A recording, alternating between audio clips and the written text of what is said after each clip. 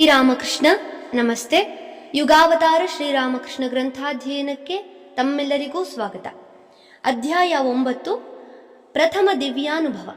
ಗದಾಧರನಿಗೆ 7 ವರ್ಷ. ಅವನು ಬೆಳೆದಂತೆಲ್ಲ ಅವನ ಸದ್ಗುಣಗಳು, ಅನುಕರಣ ಶಕ್ತಿ, ಹಾಸ್ಯ ಪ್ರವೃತ್ತಿ ಇವೂ ಬೆಳೆದವು.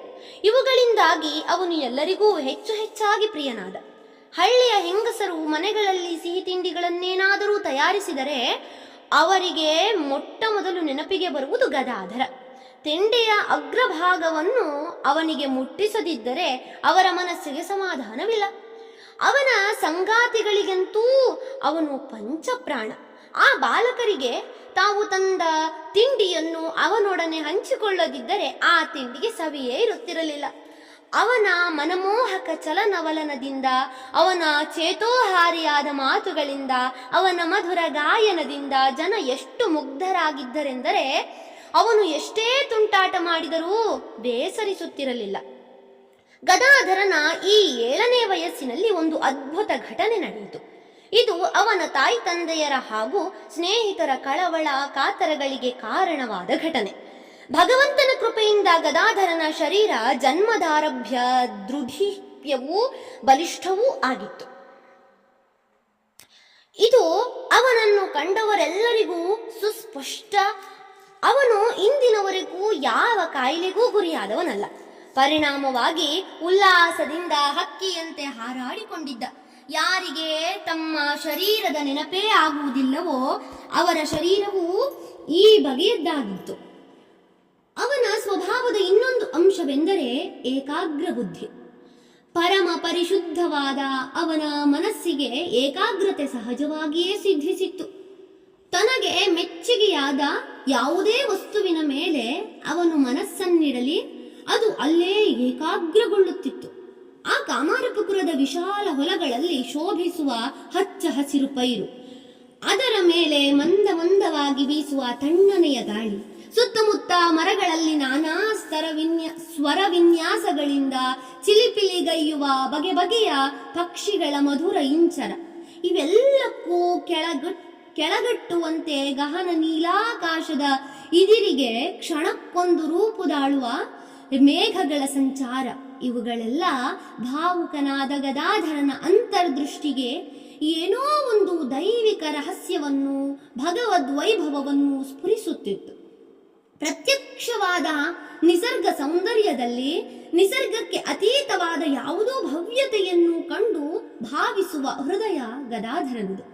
ಅಂಥದನ್ನು ಕಂಡಾಗ ಅವನು ಮೈಮರೆಯುತ್ತಿದ್ದ. ಆಗ ಅವನ ಮನಸ್ಸು ಯಾರೂ ಕಂಡು ಕೇಳರಿಯದ ಇಂದ್ರಿಯ ರಾಜ್ಯಕ್ಕೆ ಅತೀತವಾದ ದಿವ್ಯ ಏಕಾಂತದಲ್ಲಿ ಆನಂದದಿಂದ ವಿಹರಿಸುತ್ತಿತ್ತು. ಗದಾಧರನ ಈ ಅಪೂರ್ವ ಸ್ವಭಾವ ಬಹುದಿನಗಳವರೆಗೆ ಯಾರ ಲಕ್ಷ್ಯಕ್ಕೂ ಬಂದಿರಲಿಲ್ಲ. ಆದರೆ ಒಮ್ಮೆ ನಡೆದ ಘಟನೆಯೊಂದು ಎಲ್ಲರ ಗಮನವನ್ನು ಅದರತ್ತ ಸೆಳೆಯಿತಷ್ಟೇ ಅಲ್ಲದೆ ಅವನ ಮನೆ ಮಂದಿಯ ಚಿಂತೆ ಕಳವಳಗಳಿಗೆ ಕಾರಣವಾಯಿತು. ಆಗ ಮಳೆಗಾಲ. ಬಂಗಾಳದ ಹಳ್ಳಿಗಾಡು ಪ್ರದೇಶವೊಂದರ ಮಳೆಗಾಲದ ಸೌಂದರ್ಯವನ್ನು ಕಂಡೇ ಅನುಭವಿಸಬೇಕು. ಒಂದು ಮಧ್ಯಾಹ್ನ 6-7 ವರ್ಷದ ಬಾಲಕ ಗದಾಧರ ಹಳ್ಳಿಯಾಚೆಯ ಹಸಿರು ಹೊಲಗಳ ನಡುವೆ ಅಡ್ಡಾಡುತ್ತಿದ್ದಾನೆ. ಕೈಯಲ್ಲಿ ಪುರಿ ತುಂಬಿದ ಪುಟ್ಟ ಬುಟ್ಟಿ. ಈ ಪುರಿ ಅಥವಾ ಚುರುಮುರಿ ಎಂಬುದು ಬಂಗಾಳದ ಒಂದು ಪ್ರಮುಖ ಆಹಾರ.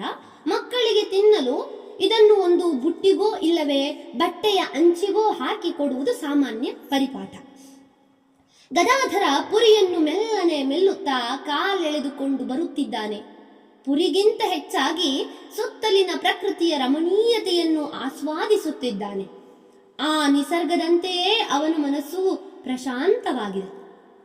ಗದಾಧರ ನೋಡುತ್ತಿದ್ದಂತೆಯೇ ದಿಗಂತದಾಚೆಯಿಂದ ಶ್ಯಾಮಲ ವರ್ಣದ ಮೇಘವೊಂದು ತೇಲಿ ಬಂದು ಹೆಪ್ಪುಗಟ್ಟಿತು. ತನ್ನೊಳಗೆ ಆನಂದಿಸುತ್ತಾ ಬಾಲಕ ಅದನ್ನೇ ತದೇಕ ಚಿತ್ತನಾಗಿ ದೃಷ್ಟಿಸುತ್ತಿದ್ದಾನೆ. ಅದೇ ವೇಳೆಗೆ ಶುಭ್ರ ಶ್ವೇತ ವರ್ಣದ ಬೆಳ್ಳಕ್ಕಿಗಳ ಒಂದು ಗುಂಪು ಆ ಕಾರ್ಮೋಡಕ್ಕೆ ಇದಿರಾಗಿ ಹಾರುತ್ತಾ ಹಾದುಹೋಯಿತು. ಅದೆಂಥ ದೃಶ್ಯ! ಅದನ್ನು ಕಂಡೊಡನೆ ಆತನೊಳಗೊಂದು ಆನಂದದ ಅಲೆ ಎದ್ದಿತು.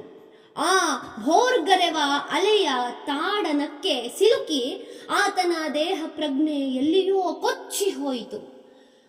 ಆಸರೆ ಇಲ್ಲದ ಶರೀರ ದೊಪ್ಪನೆ ಕೆಳಬಿತ್ತು. ಬುಟ್ಟಿಯೂ ಅದರಲ್ಲಿದ್ದ ಪುರಿಯೂ ಚೆಲ್ಲಾಪಿಲ್ಲಿಯಾಗಿ ಚದುರಿತು. ಆದರೆ ಗದಾಧರನಿಗೆ ಮಾತ್ರ ತನ್ನೊಳಗೂ ಹೊರಗೂ ಎಲ್ಲೆಲ್ಲೂ ಆನಂದವೇ ತುಂಬಿದಂತಿತ್ತು. ಆತ ಹೀಗೆ ಅದೆಷ್ಟು ಹೊತ್ತು ಬಿದ್ದಿದ್ದನೋ ಯಾರಿಗೂ ಗೊತ್ತಿಲ್ಲ. ಆಮೇಲೆ ಆ ದಾರಿಯಾಗಿ ಬಂದ ಯಾರೋ ಹಳ್ಳಿಗರು ಅವನನ್ನೆತ್ತಿಕೊಂಡು ಮನೆಗೆ ತಂದು ಬಿಟ್ಟರು. ಹುಡುಗನನ್ನು ಸರಿಯಾಗಿ ನೋಡಿಕೊಳ್ಳಿ ಎಂದು ತಾಯಿ ತಂದೆಯರಿಗೆ ಬುದ್ಧಿ ಹೇಳಿ ಹೊರಟರು. ಗದಾಧರ ಮಾತ್ರ ಏನೂ ಆಗದವನಂತೆ ಎದ್ದು ಕುಳಿತ.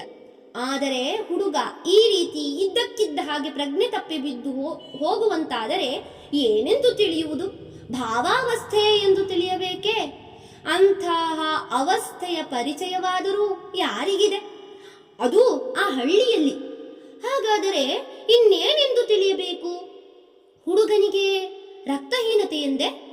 ಹುಡುಗ ಆರೋಗ್ಯದಿಂದಿರುವುದು ಕಂಡರೇ ತಿಳಿಯುತ್ತದೆ. ಮತ್ತಿನ್ನೇನಿರಬೇಕು? ಅಪಸ್ಮಾರ ಇರಬಹುದು. ಯಾಕಿರಬಾರದು?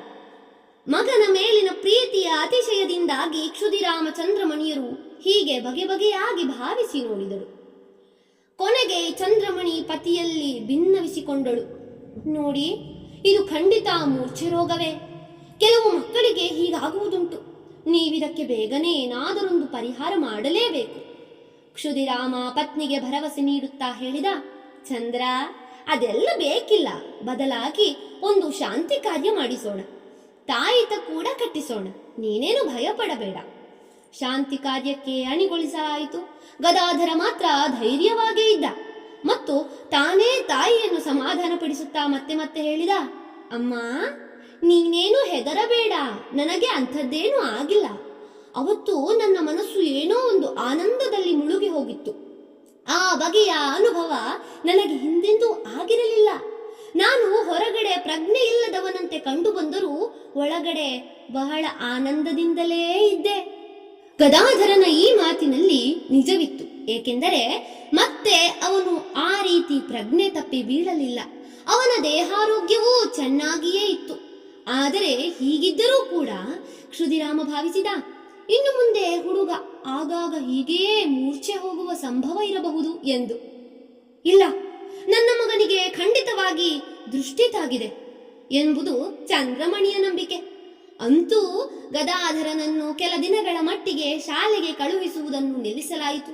ಒಟ್ಟಿನಲ್ಲಿ ಗದಾಧರನಿಗೀಗ ರಜಾ ಸಿಕ್ಕಿದೆ. ಆ ಪುಟ್ಟ ಹಳ್ಳಿಯಲ್ಲಿ ಎಲ್ಲೆಂದರಲ್ಲಿ ಓಡಾಡಿಕೊಂಡಿರುವ ಸ್ವಾತಂತ್ರ್ಯ ಅವನಿಗಿದ್ದಿದ್ದರಿಂದ ಅವನು ಈ ರಜಾ ದಿನಗಳಲ್ಲಿ ಹಿಂದಿಗಿಂತ ಹೆಚ್ಚು ಆಟವಾಡಿಕೊಂಡು, ಹೆಚ್ಚು ತಮಾಷೆ ಮಾಡಿಕೊಂಡು ಆನಂದದಿಂದ ಸಮಯ ಕಳೆದ. ಧನ್ಯವಾದಗಳು. ಮುಂದುವರಿದ ಭಾಗ ಮುಂದಿನ ಸಂಚಿಕೆಯಲ್ಲಿ. ಜೈ ಶ್ರೀಮಾತಾ.